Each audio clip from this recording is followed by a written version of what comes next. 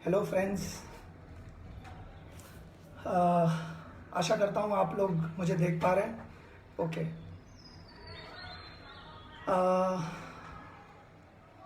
Okay. Hello, नमस्कार महेश जी, पवन जी। Okay, रोशन, आप लोग फर्स्ट हो गए हैं। Okay, that's fantastic. Good morning friends, good morning, good afternoon. And मेरा नाम परिवेश नागर है और एजुकेशन वाइज मैंने मार्केटिंग में एमबीए किया हुआ है और इस बिज़नेस को मैं सक्सेसफुली बिल्ड कर रहा हूँ पिछले 9.5 साल से। और आज मैं बहुत एक्साइटेड हूँ आप लोगों के सामने आकर के। आप लोगों से सेशन शुरू करने से पहले मैं कुछ जनरल बातें शेयर करना चाहता हूँ। वो ये कि अगर आप लोग बीच में मुझे कोई भी मैसेजेस भेजते हैं या आप लोग मुझे गुड मॉर्निंग या गुड इवनिंग विश करते हैं तो शायद मैं आपके मैसेजेस का जवाब ना दे पाऊँ। और मैं कोशिश करूँगा कि मेरे सेशन के एंड में अगर कुछ समय बचे तो आप लोगों के मेरे सेशन से रिलेटेड अगर कोई सवाल हो तो आप वो सवाल मुझसे पूछ सकते हैं और मैं उसका जवाब देने की कोशिश करूँगा। और आप लोग कोशिश करें कि आपकी गुड मॉर्निंग और गुड इवनिंग में कहीं सवाल खो ना जाए, क्योंकि ऐसा होता है कि कहीं सही सवाल आता है या अच्छा इंपॉर्टेंट सवाल आता है तो वो गुड मॉर्निंग में छुप जाता है तो वो सवाल ही नहीं दिखता। तो आप लोग मेरी सहायता करें। आज आपको डिजिटल होने के बारे में काफ़ी सारी जानकारी मैं देने वाला हूँ जो कि मैंने सीखी है। और आगे बढ़ने से पहले मैं कुछ व्यक्तियों का धन्यवाद किए बिना आगे नहीं बढ़ सकता हूँ। और मैं समझता हूँ कि वो लोग अगर नहीं होते तो शायद मैं भी इस बिज़नेस में नहीं हो पाता। और मैं धन्यवाद सबसे पहले देना चाहूँगा डॉक्टर आरसी मेहता का, जो मेरे अपलाइन हैं, जो मेरे स्पॉन्सर कह सकते हैं। और उनके बिना बिज़नेस में आना मेरे लिए पॉसिबल ही नहीं था। मैं और धन्यवाद देना चाहूँगा सुनील वाधवा सर का, मैं धन्यवाद देना चाहूँगा प्रेम राजन सर का, जिनकी वजह से आज मैं इस बिज़नेस को सक्सेसफुली कर पा रहा हूँ। मैं और भी कुछ लोगों का धन्यवाद देना चाहूँगा। मैं एफएलपी के मैनेजमेंट का, एफएलपी ऑल ओवर इंडिया के सारे स्टाफ का धन्यवाद देना चाहूँगा। हरीश सर का धन्यवाद देना चाहूँगा, जिनकी वजह से आज हमें इतनी ज़बरदस्त ट्रेनिंग्स लॉकडाउन में मिल रही हैं। और जितनी मेहनत करते हुए हम सारे एफएलपी स्टाफ को ऐसी कंडीशन में भी देख रहे हैं, इसमें कोई दो राय नहीं है कि हम लोगों का बिज़नेस, सबका इंडिविजुअल बिज़नेस और एफएलपी का बिज़नेस नंबर 1 होगा 2020 में। और वो कैसे होगा उसके बारे में मैं कुछ टिप्स आज आपके साथ शेयर करने के लिए आया हूँ, जो कि पिछले 1 साल में जिसने मुझे बहुत मदद की है बिज़नेस को आगे लेकर जाने के लिए और कुछ ऐसी चीज़ें करने के लिए जो कि मैंने कभी सोची नहीं थी। यूजुअली बिज़नेस में ऐसा होता है दोस्तों कि हम लोगों के पास जाते हैं उन्हें ज्वाइन कराने के लिए, लेकिन ये जो गो डिजिटल ऐसी चीज़ है जिससे हम कुछ ऐसा कर सकते हैं कि लोग हमारे पास आएँ और कहें कि हम आपको ज्वाइन करना चाहते हैं। जी हाँ दोस्तों, हम लोग उल्टी गंगा बहा सकते हैं, हम लोग प्यासे को कुएं के पास लेकर आ सकते हैं और ऐसा कर बड़े आसानी से हम लोग कर सकते हैं। लेकिन उसके लिए हम लोगों को डिजिटल मार्केटिंग क्या होती है या अफिलिएट मार्केटिंग क्या होती है या रिकमेंडेशन मार्केटिंग क्या होती है, ये चीज़ थोड़ी डिटेल में समझना पड़ेगा। आज हम लोग कुछ बेसिक बातें करेंगे और बहुत सारी टिप्स शेयर करेंगे। तो डिजिटल मार्केटिंग दोस्तों कुछ बहुत अलग नहीं होता। डिजिटल मार्केटिंग बहुत सिंपल चीज़ है। जो काम हम वर्ड ऑफ माउथ से करते हैं, 1-on-1 जाकर लोगों के साथ करते हैं, वही काम जब हम डिजिटल माध्यम से करना शुरू करते हैं तो उसे हम डिजिटल मार्केटिंग कहते हैं, बड़े आसान शब्दों में। इसके अलावा दोस्तों बहुत सारे लोगों को ये डाउट रहता है कि भाई मुझे तो डिजिटल मार्केटिंग करना नहीं आता। तो दोस्तों मेरा पर्सनली ये मानना है कि अगर आपको साल भर पहले कोई चीज़ नहीं आती थी और अगर आज भी आपको वो चीज़ नहीं आती है तो कहीं ना कहीं आपने सीखने की ईमानदारी से कोशिश नहीं की है, इस वजह से वो आज भी नहीं आती। अगर आप किसी भी चीज़ को सीखने की कोशिश करेंगे, अपने आप को उस चीज़ से घेर लेंगे, आप ऐसे लोगों से बात करेंगे जो डिजिटल मार्केटिंग के बारे में जानते हैं, आप ऐसे किताबें पढ़ेंगे, आप ऐसी वीडियोस देखेंगे, तो धीरे धीरे आप काफ़ी अच्छी जानकारी आपको मिल जाएगी। और भी बहुत सारी बातें मैं आपसे शेयर करूंगा, लेकिन मैं उसके पहले आपसे एक स्टोरी शेयर करना चाहता हूं। स्टोरी ऐसी है कि एक सुनील नाम का एक व्यक्ति था जो कि एक एजुकेशन के बिजनेस को रन कर रहा था और एजुकेशन के बिजनेस को अच्छी तरह से चलाने के लिए उसे काफ़ी सारे फंड्स की ज़रूरत थी, काफ़ी सारे पैसों की ज़रूरत थी। तो वो सोच रहा था कि कुछ पैसे मिल जाते तो बिज़नेस और भी अच्छी तरह से मैं कर पाता। लेकिन होता ऐसा है कि उसकी कुछ समय बाद उसकी मदर का देहांत हो जाता है, जो कि उसको विरासत के तौर में 50 लाख रुपए दे करके मतलब उनका निधन हो जाता है। तो एक तरफ तो दुखी होता है मदर की वजह से, लेकिन वो सोचता है कि इस पैसे को मैं बिजनेस में लगाऊंगा और बिजनेस में लगाकर बहुत अच्छा मकाम हासिल करूंगा। फिर क्या होता है कि वो पैसे अपने एजुकेशन के बिजनेस के लिए वो एक मैगजीन में इश्तेहार देता है फ्रंट पेज पे, और वो मैगजीन होती है एक स्टाइल मैगजीन या एक फैशन मैगजीन में वो एडवर्टाइजमेंट देता है। तो ऐसे करके 6 महीने में वो अपने आधे पैसे उस चीज़ में लगा चुका होता है, लेकिन कोई रिजल्ट नहीं आता। वो फ्रस्ट्रेट हो जाता है। फ्रस्ट्रेट होकर वो अपने दोस्त के पास जाता है और कहता है कि यार मैंने आधे पैसे लगा दिए, बहुत लाखों रुपए लगा दिए, लेकिन मुझे अभी तक कोई लाभ नहीं हुआ है, कोई बेनिफिट नहीं हुआ है उसका। अभी होता ये है कि दोस्त कहता है कि यार तूने इतने पैसे फैशन मैगजीन के ऐड में लगा दिए, तू एक काम करता, तू मतलब मार्केटिंग के बारे में सीख लेता, तो तुझे पता चलता है कि तू अपने ब्रांड को, अपने बिजनेस को कैसे प्रमोट कर सकता है। तो दोस्त की सलाह पर उसने कहा कि मेरे पास इतना फालतू का समय, इतना फालतू का पैसा नहीं है। लेकिन आने वाले 6 महीनों में उसने जो बचे हुए पैसे थे वो भी उसने उस बिजनेस में लगा दिए, उस प्रमोशन में लगा दिए, और उसको फिर भी कोई फायदा नहीं आया। और जानते हैं दोस्तों उसने लास्ट में क्या कहा? उसने कहा कि एजुकेशन का बिजनेस ही बेकार है। अब आप ही बताइए दोस्तों, बिजनेस बेकार था या उसका नजरिया बेकार था? मेरी समझ में अगर वो उस समय को, वो जो 1 साल उसने लूज किया, वो 1 साल उसने बेकार किया, और वो जो पैसे इतने सारे उसने बेकार किए, उसमें अगर वो कुछ सीखने में, नया जानने में अगर अपनी ऊर्जा को खर्च करता, पैसों को खर्च करता, तो उसका बिजनेस भी बहुत आगे जाता और उसके 50,000 रुपए भी दाव पे नहीं लगते। हमारे साथ भी कहीं ना कहीं ऐसा होता है इस बिजनेस में कि इस बिजनेस में नयापन लाने में हम फेल हो जाते हैं और फिर हम लोग दोष देते हैं इस बिजनेस को कि ये बिजनेस नहीं हो पाया। आज के समय में जहाँ डिजिटल मार्केटिंग या अफिलिएट मार्केटिंग या ऑनलाइन प्रमोशन हमारे लिए एक मजबूरी सा बन गया है, इस वजह से आज इस डिजिटल मार्केटिंग के बारे में हम लोग कुछ ऐसी चीज़ें जानेंगे जिसमें आज तक हम लोगों को कन्विंस करते थे हमारे साथ जुड़ने में, अब हम कुछ ऐसा कर पाएंगे जिससे लोग हमारे साथ खुद ब खुद जुड़ जाएं, हमको किसी को परसुएड करने की नौबत ना आए।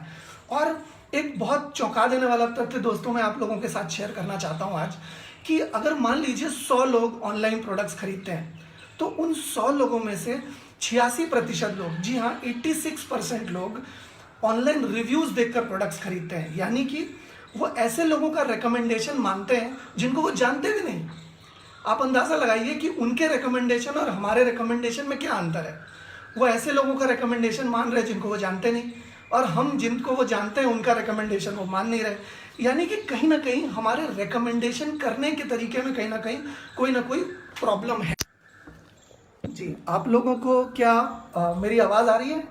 आप लोग क्या मुझे सुन पा रहे हैं, देख पा रहे हैं?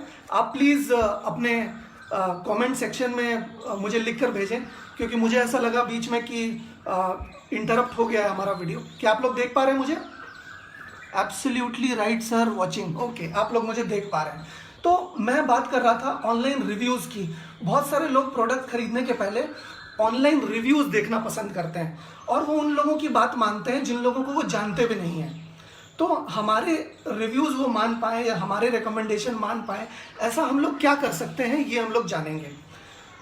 और हम लोग ये जानेंगे कि प्रॉस्पेक्ट को हाँ खुद ब खुद कैसे बुलवाया जाए, कैसे वो खुद चलाकर हमारे पास आए। एक्चुअली दोस्तों, लोग मना करते हैं क्योंकि एक सर्वाइवल मैकेनिज्म उनके लिए काम करता है उनके दिमाग में। क्योंकि हम लोग जब प्रिमिटिव टाइम से ऐसा देखा जाता है कि जिनको हम नहीं पहचानते हैं, जिनको हम नहीं जानते हैं, उनसे हम लोग दूरी बनाए रखना पसंद करते हैं। उनको जल्दी से हम अपने आसपास नहीं लेकर आना चाहते हैं। इस वजह से लोग किसी भी नई चीज़ को जानने से अपने आप को रोक लेते हैं। ये सर्वाइवल मैकेनिज्म उनके अंदर काम करता है। अभी क्या है कि ऐसे ये सर्वाइवल मैकेनिज्म आप अंदाज़ा लगाइए कि ऐसे बहुत सारे बाइक मैकेनिक हैं या ऐसे बहुत सारे गाड़ी के मैकेनिक्स हैं जिन्होंने कोई इंजीनियरिंग या डिप्लोमा नहीं किया हुआ, लेकिन फिर भी वो गाड़ी को अच्छी तरह से मेंटेन कर पाते हैं। पूरी गाड़ी खोलने के बाद या पूरी बाइक खोलने के बाद वो बाइक को दोबारा बना सकते हैं, दोबारा असेंबल कर सकते हैं। उन्होंने कोई डिप्लोमा नहीं किया, उन्होंने कोई इंजीनियरिंग नहीं की, लेकिन वो लोग देख कर, सीख कर और करके, ऑब्जर्व करके इन चीज़ों को सीख पाए हैं। ठीक उसी तरह से अगर हम लोग भी ये चीज़ करते हैं तो हम लोग भी सीख सकते हैं और बहुत अच्छी तरह से इस काम को कर सकते हैं। अभी क्या है, हमें ये डिसाइड करना है कि टेक्नोलॉजी को कड़ी मेहनत करवानी है या खुद कड़ी मेहनत करनी है।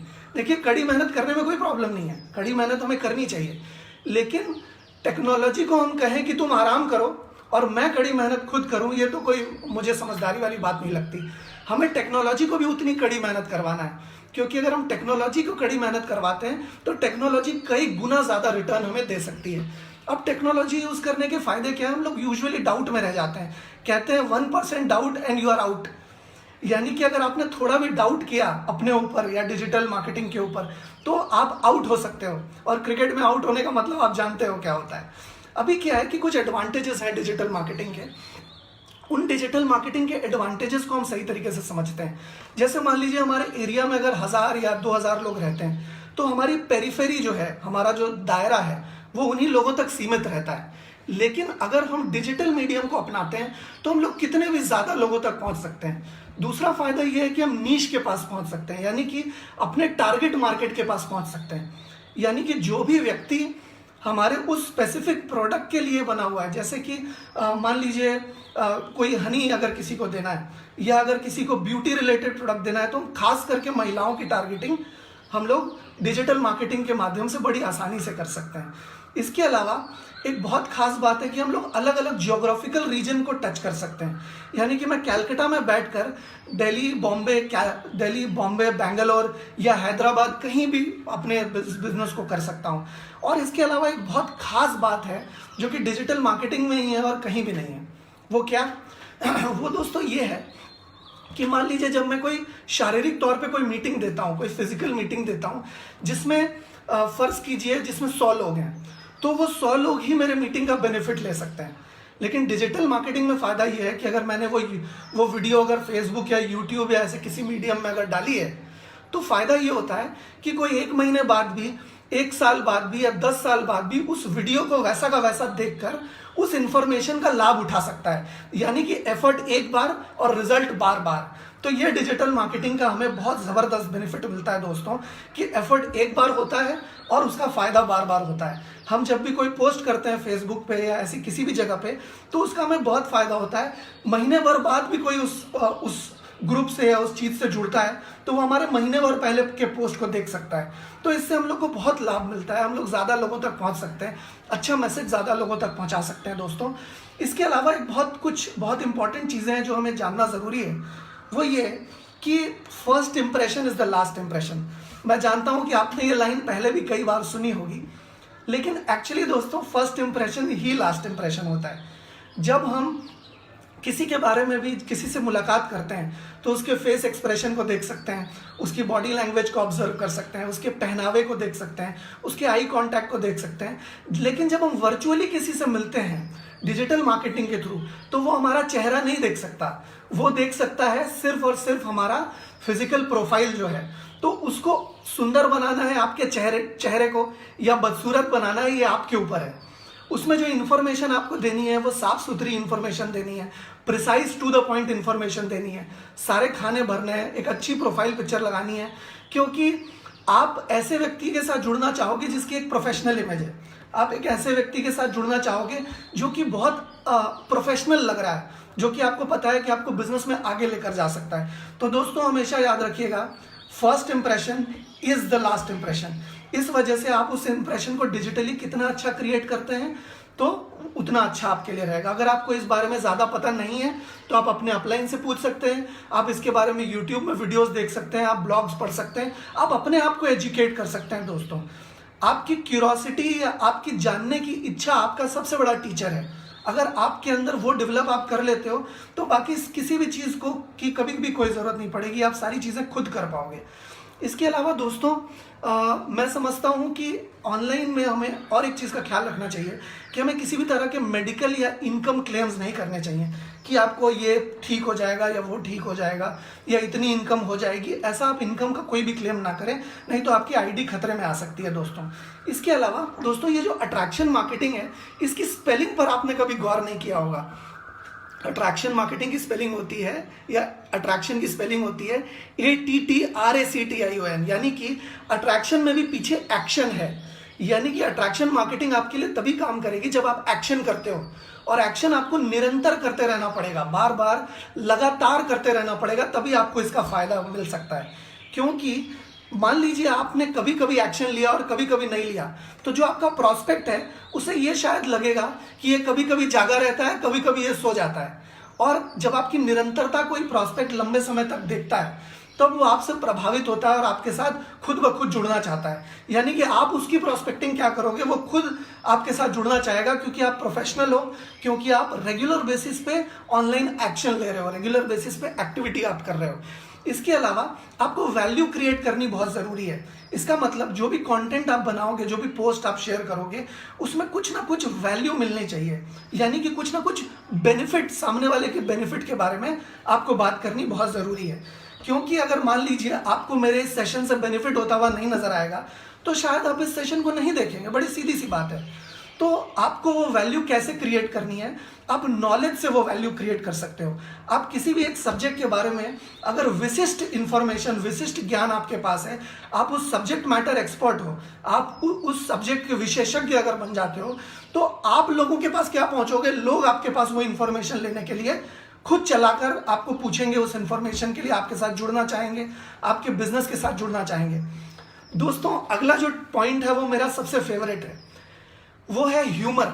आप ह्यूमर में एक चुंबकीय ताकत होती है, एक मैग्नेटिज्म होता है, एक करिश्मा होता है। आप ऐसे बहुत सारे लोगों को जानते हैं जो कि आज हास्य कलाकार हैं और आज वो बहुत चोटी के शिखर पे बहुत पैसा कमा रहे हैं। बहुत कम समय में वो लोग ने बहुत अच्छा नाम कमा लिया है। क्यों? क्योंकि वो लोगों को हंसा सकते हैं। मैं आपको जोकर बनने को नहीं कह रहा हूँ, लेकिन आप अपने आसपास की चीज़ों में ह्यूमर ढूंढिए। मैं इस चीज़ में प्रेम राजन सर को आइडलाइज करता हूँ। मैं उनसे बार बार ये भी पूछता हूँ कि वो अपने अंदर इतना ज़बरदस्त ह्यूमर कैसे लेकर आते हैं। मैं हर चीज़ को ऑब्जर्व करके उससे सीखने की कोशिश करता हूँ। तो मैंने ह्यूमर उनसे सीखा है। या फिर कल मैंने साइमन सर की ट्रेनिंग देखी थी। साइमन सर की हिंदी के हिसाब से कोई भी लटकेले, सूखेले और मरेले आदमी के साथ ज्वाइन नहीं करना चाहेगा। यानी कि हम सब खुश रहना चाहते हैं, हंसी खुशी रहना चाहते हैं। यानी कि अगर आप हंसी खुशी वाले पोस्ट अगर करते हैं बिजनेस से रिलेटेड, तो आपके साथ लोग ज़्यादा जुड़ना पसंद करेंगे, आपके साथ ज़्यादा लोग एसोसिएट होना पसंद करेंगे। खुद ब खुद आपके बोले बिना ही लोग आपके साथ जुड़ना चाहेंगे। इसके अलावा आप ह्यूमर के साथ लाइफस्टाइल पोर्ट्रे कर सकते हो। अगर आप असिस्टेंट सुपरवाइजर हो तो असिस्टेंट सुपरवाइजर के लेवल की लाइफस्टाइल आप पोस्ट कर सकते हो। आप अपने अच्छी हेल्थ के बारे में पोस्ट कर सकते हो कि आप कितने अच्छे हेल्दी हो, आपकी स्किन कितनी अच्छी है, कितनी शाइन कर रही है आपकी स्किन, इसके बारे में आप पोस्ट कर सकते हो। लोग खींचे चले आएंगे आपके पास अपने आप, खुद ब खुद। इसके अलावा आप रिकॉग्निशन के बारे में पोस्ट कर सकते हो। आपको कभी रिकॉग्निशन मिलता है उसके बारे में पोस्ट कर सकते हो। आप इमोशन के बारे में पोस्ट कर सकते हो। इमोशन से लोग अपने आप को कनेक्ट कर पाते हैं। आजकल जो टीवी में जो डेली सोप्स दिखाते हैं या टीवी में जो कमर्शियल्स आते हैं दोस्तों, मुझे पूरा विश्वास है कि वो लोग भी इमोशन से ही आपको अपने साथ जोड़ने की कोशिश करते हैं। और हमारे घर में कई लोग उस इमोशन के साथ बहुत ज़्यादा ही जुड़ जाते हैं। तो हम भी अगर अपने आसपास की चीज़ जिसके साथ मैं इमोशनल हूँ, अपना कोई रिलेशन हो सकता है, अपना प्रोडक्ट हो सकता है, अपने घर वालों की हेल्थ हो सकती है, बच्चों का अच्छा फ्यूचर हो सकता है, उसके साथ हम इमोशन से जुड़ा हुआ कोई पोस्ट करें। इसके अलावा इमोशन से जुड़े हुए पोस्ट के अलावा हम क्यूरोसिटी भी डेवलप कर सकते हैं। लोगों के अंदर जानने की एक प्रबल इच्छा पैदा कर सकते हैं, एक कौतूहल पैदा कर सकते हैं, एक ऐसी इच्छा पैदा कर सकते हैं कि अच्छा ये कर क्या रहा है, अच्छा ये है क्या। तो जब लोगों में ऐसी इच्छा पैदा होती है आप जो कर रहे हो उसको जानने की, तो आप दोस्तों मेरा विश्वास मानिए 50% काम आपका हो गया। जब आप क्यूरोसिटी डेवलप कर पाए किसी के मन में इस बिजनेस के प्रति, आपके प्रोडक्ट्स के प्रति, तो आपका 50% काम वहीं हो जाता है। दोस्तों, इसके अलावा आप चैलेंज भी दे सकते हो लोगों को। प्रोडक्ट से रिलेटेड चैलेंज, हेल्थ से रिलेटेड चैलेंज जब आप पोस्ट करते हो तो बहुत फायदा होता है आपको। इनफैक्ट जैसे इवेंट्स हम लोग FLP में करते हैं, प्रोडक्ट फेयर या प्रोडक्ट अवेयरनेस, या हम लोग अलग अलग तरह के प्रोग्राम्स करते हैं। वुमेंस डे में भी प्रोग्राम लास्ट ईयर हुआ था हमारा। ठीक वैसे प्रोग्राम आप वर्चुअल प्रोग्राम्स कर सकते हैं, जिसमें आप अपने किसी एक फेसबुक के ग्रुप में या यूट्यूब लाइव में आप लोगों का स्वागत करो, उनसे इंटरैक्ट करते हुए उनको अच्छी इंफॉर्मेशन दो। इस तरह से आप लोगों से इंगेज कर पाओगे, लोगों से बातचीत कर पाओगे और लोगों को अपने साथ जुड़ने का एक मौका दे पाओगे। इसके अलावा मैं आप लोगों को ये कहना चाहता हूँ कि आप लोग रैंडम इन्विटेशंस किसी को ना भेजें। रैंडम इन्विटेशन से मेरा ये मतलब है कि मान लीजिए कि आपके घर में कोई आया है और उसने डोरबेल बजाई, आप बिना जाने कि वो व्यक्ति कौन है, आप क्या उसको घर में आने दोगे? दोस्तों मैं पूरा विश्वास करता हूं कि आप उसे बिना जाने बिना समझे आप उसको घर में आने नहीं दोगे। क्यों? क्योंकि आप उसे नहीं जानते हो। ठीक उसी तरह से जिन लोगों को आप नहीं जानते, जिन लोग आपको नहीं जानते, वो लोग आपकी फ्रेंड रिक्वेस्ट नहीं एक्सेप्ट करेंगे।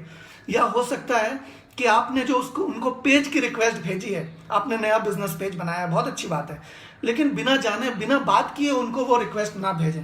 आप कोशिश करें कि आप उनकी प्रोफाइल में जाएं, प्रोफाइल में जाकर पहले आप पढ़ें कि उनको किस चीज़ में इंटरेस्ट है, उनकी क्या रुचि है। हो सकता है उनकी पोइट्री में रुचि हो सकता है फोटोग्राफी में रुचि हो, तो फोटोग्राफी के बारे में थोड़ा सामान्य ज्ञान अर्जित करें और फिर उस सब्जेक्ट पे उनसे बात करें। क्यों? क्योंकि जो उनका इंटरेस्ट है, जो उनकी रुचि है, उस सब्जेक्ट में हो सकता है कि वो आपसे बात करना ज़्यादा पसंद करें, क्योंकि वो उन्हें ऑलरेडी अच्छा लगता है। तो आपके लिए उनसे खुलना, उनसे रूबरू होना या उनसे घुल मिल जाना बड़ा आसान हो जाएगा। इस तरीके से आप ये कर सकते हैं। ये करने के साथ साथ आप कुछ पर्सनल कन्वर्सेशन भी उनके साथ कर सकते हैं। ये एक दिन का प्रोसेस नहीं है, हो सकता है कभी ज़्यादा समय लगे।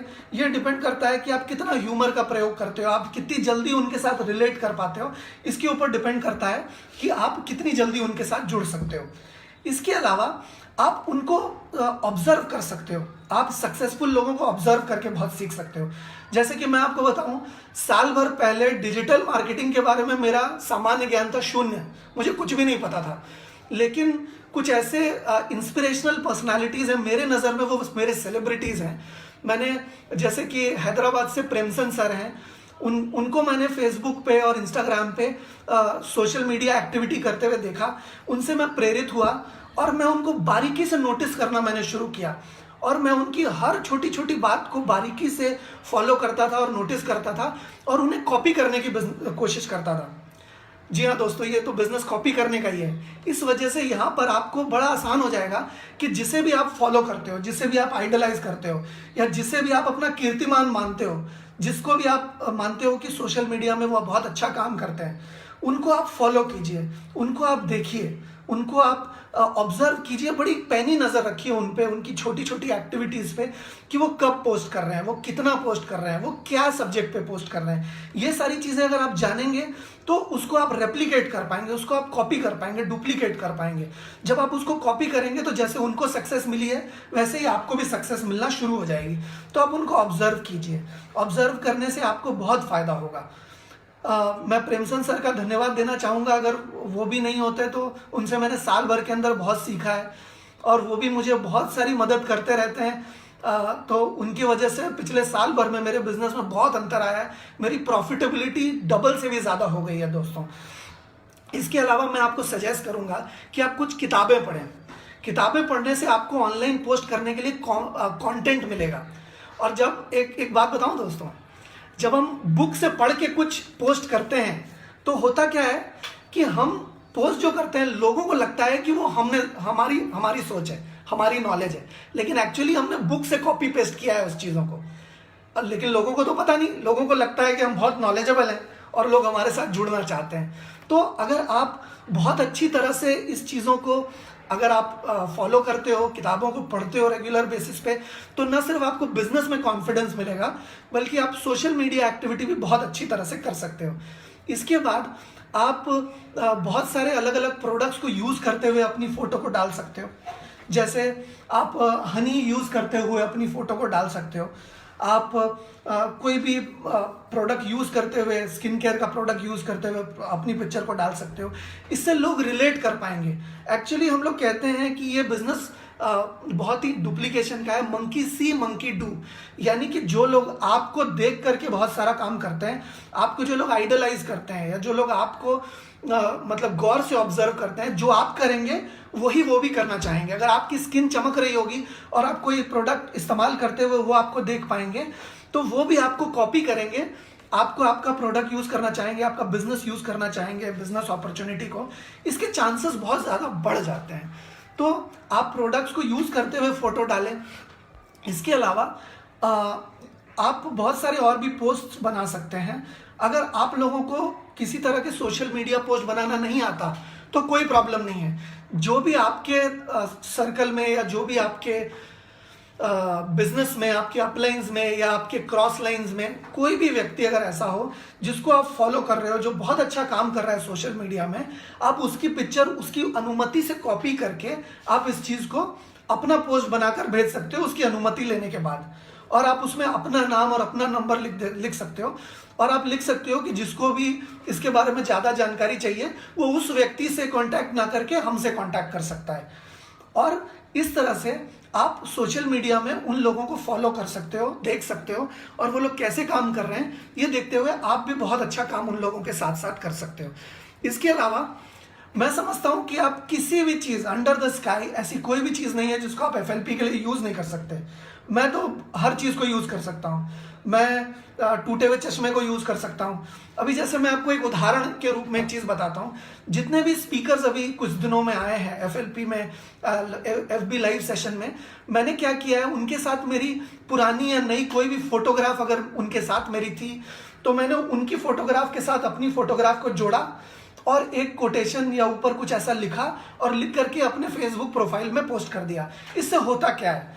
इससे होता यह है कि उनकी एक ब्रांड वैल्यू है, उनकी एक पहचान है, उनका एक सम्मान है एफएलपी में, तभी उनको ये मौका मिला है।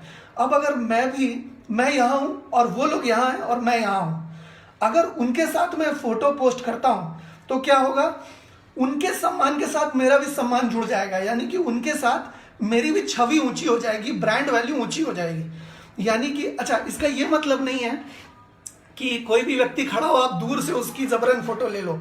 आप उनसे रिक्वेस्ट कर सकते हो फोटो खिंचवाने के लिए। फोटो में ऐसा नहीं लगना चाहिए कि आपने उनके साथ जबरदस्ती फोटो खिंचवा ली है या एकदम तुरंत ऐसे झुक कर फोटो खिंचवा ली है। वो भी प्रोफेशनल होगा तो आपका रिजल्ट बहुत अच्छा आएगा। तो आप ये कर सकते हो, आप उनकी ब्रांड वैल्यू को यूज करके आप अपनी ब्रांड वैल्यू बढ़ा सकते हो। इसके अलावा आप हर छोटी से बड़ी चीज को एफएलपी की शक्ल दे सकते हो। कोई भी चीज को एफएलपी के साथ जोड़ के जब आप पोस्ट करते हो तो आपकी बिजनेस की पोस्ट बन जाती है। किसी भी चीज को आप एफएलपी के प्रोडक्ट के साथ जोड़ देते हो तो वो प्रोडक्ट की पोस्ट बन जाती है। ठीक उसी तरह से आप पर्सनालिटी की पोस्ट बना सकते हो, रिकॉग्निशन की पोस्ट बना सकते हो। ऐसे मुझे लगता है कि ये 5 जो टॉपिक्स हैं इसमें हमें 20% तवज्जो देनी चाहिए।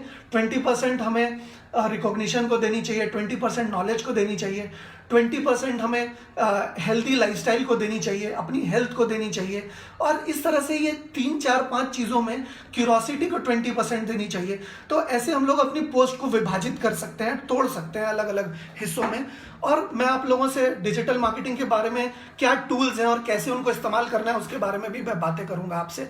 इसके अलावा हम अपना ब्रेन इस्तेमाल करें, अपना इमेजिनेशन इस्तेमाल करें कि हम जितने भी सारी चीज़ें हमारे इर्द गिर्द हो रही हैं उसको हम एफएलपी की शक्ल कैसे दे सकते हैं, एफएलपी से रिलेट करके एक पोस्ट कैसे बना सकते हैं, ये चीज़ आपको कल्पना करनी पड़ेगी। इसके अलावा सोशल मीडिया को लिंक कर दीजिए एक दूसरे से।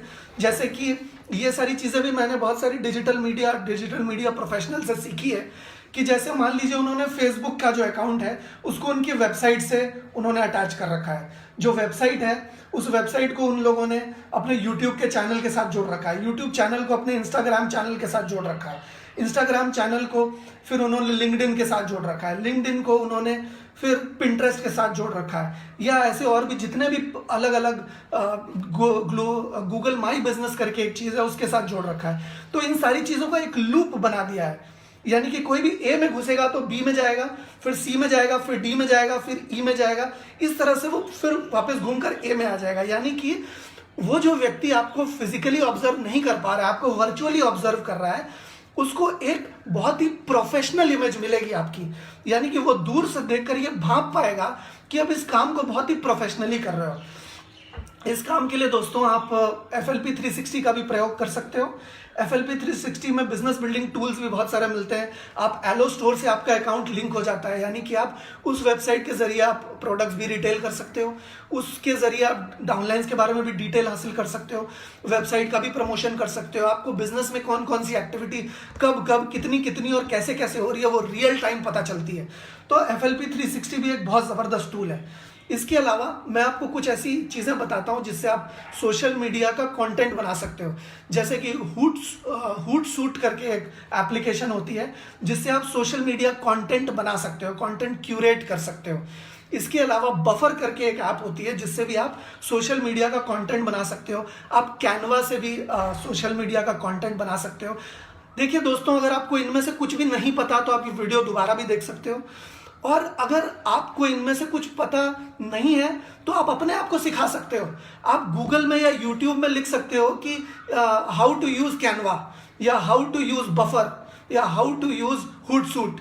तो ये जब आप लिखोगे गूगल में तो गूगल ही आपको जवाब दे देगा। आपको शर्मिंदगी नहीं उठानी पड़ेगी, आपको किसी से भी पूछने की जहमत नहीं उठानी पड़ेगी। आप लोगों से आराम से पूछ सकते हो, जान सकते हो कि आपको ये बिजनेस कैसे करना है। गूगल बताएगा आपको, यूट्यूब बताएगा, बहुत सारी दुनिया भर की ट्यूटोरियल वीडियो भरी पड़ी है।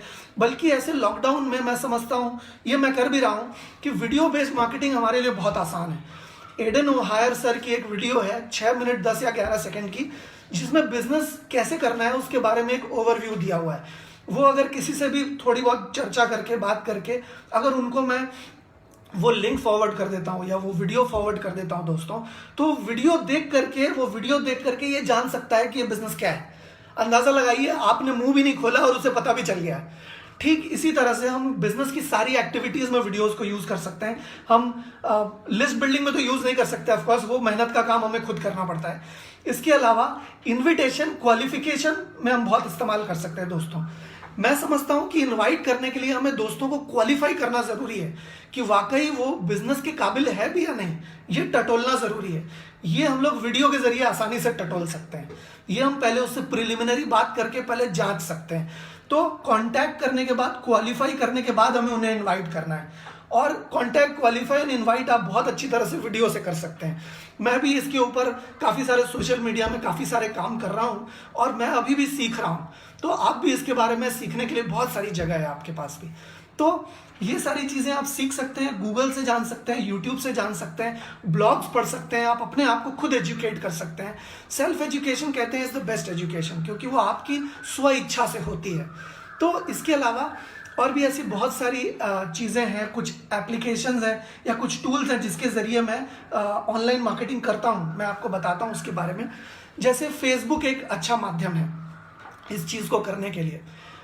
फेसबुक में जैसे कि आप टाई पहन के आप ऑफिस जाते हो, लेकिन टाई पहन के आप सोते नहीं हो, नाइट सूट नहीं है आपका टाई। ठीक उसी तरह से जैसे आपका प्रोफेशनल पर्सनल अकाउंट एक अलग है, वैसे ही आपका एक बिजनेस अकाउंट अलग से होना चाहिए। क्योंकि पर्सनल अकाउंट पर्सनल ज़रूरतों के लिए है, बिजनेस अकाउंट बिजनेस की ज़रूरतों के लिए है। इस वजह से दो अकाउंट का अलग होना बहुत ज़रूरी है।